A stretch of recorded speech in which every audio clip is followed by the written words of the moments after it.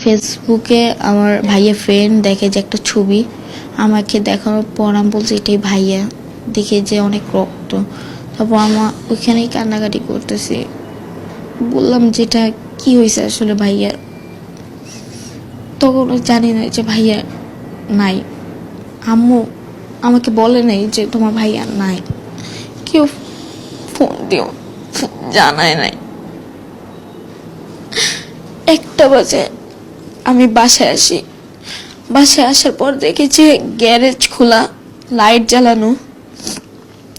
আমি সবাইকে জিজ্ঞেস করতেছি কি হয়েছে, আমাকে সবাই জড়ায় ধরে কাঁদতেছে। আমি বলছি কি হয়েছে একটু বলো, আমাকে বলতেছে না। আমাকে উপরে 6 তলায় নিয়ে আসছে জোর করে এনে বলে কিচ্ছু হয় না, তুমি শোও, তোমার ভাই আসতেছে।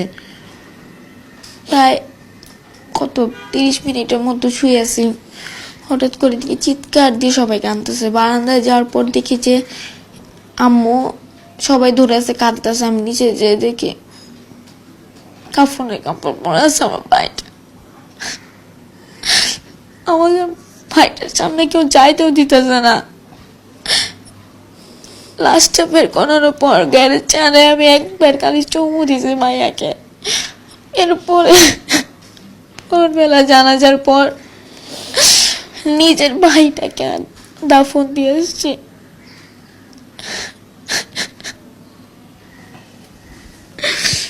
একটা ভাই ছিল, এখন একা হয়ে গেছে। কয়দিন সবাই তো চলে যাবে, আম্মু বাবা নাহলে এখানে থাকবে, আমি তো একা শুভ। আর তো এসে বলবে না ভাইয়া যাই গেম খেলি, 3টা পর্যন্ত খেলতাম। একসাথে ঘুমাইতাম, আর তোকে বলবো ভাইয়া